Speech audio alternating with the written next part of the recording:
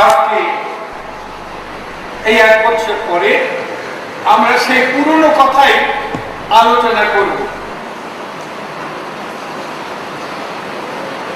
এই কথা শাস্ত্রে রয়েছে, স্কন্দ পুরাণে, দেবী ভাগবতে বইয়ের নাম, তারই অংশ এই শ্রী শ্রী চণ্ডী। বিভিন্ন সময়ে দেবতারা বিপদে পড়ে মহাশক্তি মহামায়ার শরণ নিয়েছিলেন।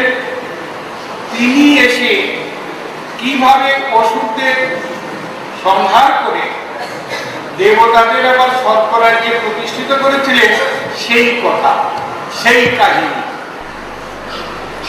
তুমি শুনলে লাভ হবে কি? আমি এই কথা বক্তৃতা করলে আমার লাভ হবে কি? ওই বললাম, বক্তারণ প্রচ্ছদন শ্রোত্রী, যিনি বলেন, যিনি শোনেন, যিনি প্রশ্ন করেন, এই 3 গুলোই পবিত্র হয়। কাজেই আমি যে পাঠ করছি শুধু তোমাকে শোনার জন্য নয়, আমার নিজের কল্যাণের জন্য পাঠ করছি। এই পাঠের মধ্য দিয়ে আমি শুদ্ধ পবিত্র হয়ে প্রভু পাঠ করতে যাব। মন আমার মাতৃমুখী হবে, এই আমার রচনা, এই আমার লালসা। এই চণ্ডী গ্রন্থ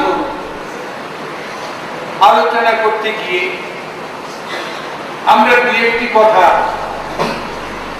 আগে আলোচনা করব। সেটি হচ্ছে যে চণ্ডী কথা শুনবো কেন, এই কথা শুনে আমার কি লাভ হবে। যদি লাভ হয় করব। তুমি পরীক্ষার আগে ইংরেজি, অঙ্ক, ইতিহাস, বাংলা পড়ো, বারবার মুখস্থ করো। তোমার বলে তুই এত হঠাৎ আজকে এত পড়ছো কেন? বলে পরীক্ষার সামনে কিনা, সেই জন্য পড়ছি। তাহলে তুমি লাভের উদ্দেশ্যে ওই রকম পড়াশোনা করছো। আমাদের এই চণ্ডী কথা শুনে কি লাভ হবে? আমাকে হরি মহারাজ বলেছিলেন যে ক্লাস 10-এর ছেলেরা পড়াশোনা করবে, ওরা যদি ক্লাসে না যায়। আমি বললাম, বছরে 4টি দিন চণ্ডী কথা পাঠ হয়, এই শোনার সুযোগ তো ওদের হবে না। আর ঠিক যেই সময় চণ্ডী পাঠ হয় সেই সময় পড়াশোনা করতে পরীক্ষার সময় আমি দেখিনি। তবে বছরের প্রতিদিনই সন্ধ্যার প্রার্থনা হয়। এই চণ্ডীর আলোচনার পরে যে প্রার্থনা, সেখানে ক্লাস 10-এর ছেলেমেয়েরা তারা নামও দিতে পারে। প্রশ্ন হচ্ছে, এটা পাঠ করে আমার কি লাভ হবে? যদি লাভ হয় আমি পড়ব, যদি লাভ না হয় আমি কথা শুনবই না। এই প্রশ্ন তুমি যদি আমায় করো, আমি আবার উল্টো একটা প্রশ্ন করবো। আমি জিজ্ঞাসা করবো, তুমি কি চাও? তুমি চণ্ডী পাঠ করে কি লাভ হবে এটা যখন জানতে চাইছো, আমি তোমার কাছে জানতে চাইছি যে তুমি চাও কি? এই পৃথিবীতে মানুষ যত রকম জিনিস চাইতে পারে তার 2 ভাগে ভাগ করা যায়। একটা হচ্ছে ভোগ্য বস্তু, আরেকটা হচ্ছে আধ্যাত্মিক বিষয়, ত্যাগের দ্বারা লাভ। তোমার জিজ্ঞাসা করলে অধিকাংশই দাঁড়িয়ে বলবে, আমি ভালোভাবে পরীক্ষায় পাস করতে চাই, ইঞ্জিনিয়ারিং, ডাক্তারি বা ম্যানেজমেন্ট করতে চাই, ভালো একটা চাকরি চাই, ভালো একটা বাড়ি চাই, ভালো একটা গাড়ি চাই, বিদেশে গিয়ে গবেষণা করে আমি সংসার করে সুখে থাকতে চাই। কিরকম সুখ? নাল্পে সুখমস্তি, অল্প সুখ নয়, আমি বেশি সুখ বেশি দিনের জন্য চাই। ঘুমৈব সুখম, আমি বেদান্তের কথা বলছি না। অল্পে সুখমস্তি, অল্পে আমার সুখ নাই, আনন্দ নাই। ঘুমৈব সুখম, যা বিরাট, যা বিশাল, যা অনেক, আমি সেই সুখ চাই। সেই সুখ যদি আমায় চণ্ডী দিতে পারে, আমি চণ্ডীপাঠ করবো, চণ্ডী কথা শুনবো। আর যদি দিতে না পারে তাহলে শুনবো না। এই হচ্ছে এক শ্রেণীর লোক। তারা ভোগের মধ্য দিয়ে জীবনে সুখ পেতে চায়।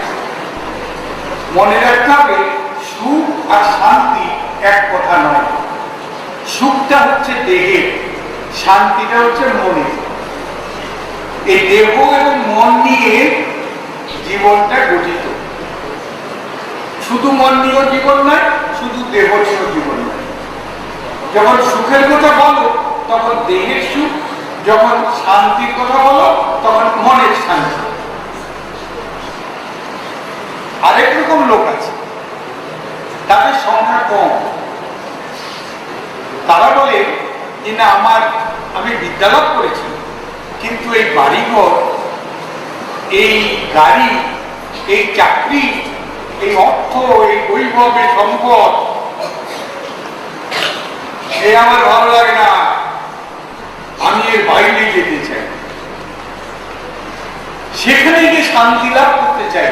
এইসব বিষয়বস্তু, ভোগ্য বস্তু আমাকে শান্তি দিতে পারছে না, আমার মন ছটফট করছে। বুদ্ধদেব রাজপুত্র সব কিছু এক করে চলে গেল, সন্ন্যাস নিয়ে চলে গেলেন মানব কল্যাণের জন্য জীবন উৎসর্গ করে। এই নদিয়ার পথে গৌরাঙ্গ মহাপ্রভু, নিত্যানন্দ মহাপ্রভু হাত তুলে চিৎকার করতে করতে, হরি নাম করতে করতে চলছে, তোরা কে কোথায় আসিস, ছুটে আয়, আমার বাড়ি ছুটে আয়, আমি তোদের পাপের বোঝা নেব, নামক প্রেমও দেব, একবার হরি হরি বলে ছুটে আয়। অপূর্ব পরিবর্তে কিছু চাই না। মেরেছিস কলসি কেনা, তাই বলে কি প্রেম দেব না?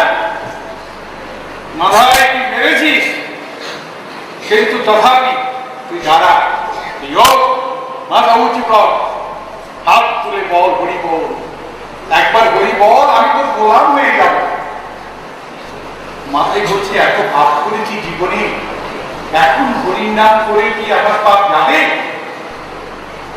নিত্যানন্দ মহাপ্রভু কি বললি? পাপ ওখানে জর্জরিত তোর দেহ মন, আর আমার কাছে দুটি হাত ধরে নিত্যানন্দ মহাপ্রভু মাথায়কে বলছেন, আজীবন কৃষ্ণ নাম করে যদি কোনো পুণ্য অর্জন করে থাকি, আর এই মুহূর্তে আমার সকল পুণ্য তোকে দিয়ে তোর সমস্ত পাপভার মাথায় দিলাম। দাঁড়া, একমাত্র ভারতবর্ষে এই জিনিস ঘটেছে, পৃথিবীর কোন ধর্মে, কোন জায়গায় এই জাতীয় প্রেম, এই জাতীয় ভালোবাসা খুঁজে পাওয়া যাবে না। ক্ষমা পাওয়া যাবে, অন্য ভালোবাসা পাওয়া যাবে,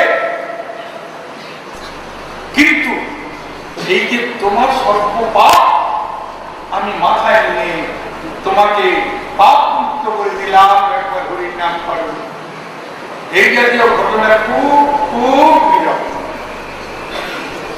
এই যে দ্বিতীয় শ্রেণীর মানুষ, যারা এই ত্যাগের মধ্য দিয়ে শান্তি পেতে চায়, ভোগের মধ্যে দিয়ে সুখ পেতে চায় না, এর সংখ্যা কম, কিন্তু এরাই এই সমাজটাকে ধরে রেখেছে। ভারতীয় ধর্মশাস্ত্র, অধ্যাত্ম শাস্ত্র এই শিক্ষা দিচ্ছে, ত্যাগী নই কেন অমৃতত্ব মানুষ, একমাত্র ত্যাগের দ্বারা তুমি আনন্দ পেতে পারো, ভোগের মধ্যে দিয়ে হবে। গল্পের মধ্য দিয়ে যেই কথা মহাভারত শিখিয়েছে, উপনিষদ শিখিয়েছে, শ্রীরামকৃষ্ণ জীবনে সেটা ঘটনা ঘটে গেছে, ঐতিহাসিক। রানী রাসমণির জামাতা মথুরানাথ বিশ্বাস, তার মনে হয়েছে আমার বর্তমানে রামকৃষ্ণ ঠাকুর বাবা, তার সেবা কে করবে, কে তাকে খাবার দাবার দেখাবে, দেবে, টাকা পয়সা করতে গেছে। ঠাকুরের কাছে গেছেন, গিয়ে বললেন আমার একটা আবেদন আছে,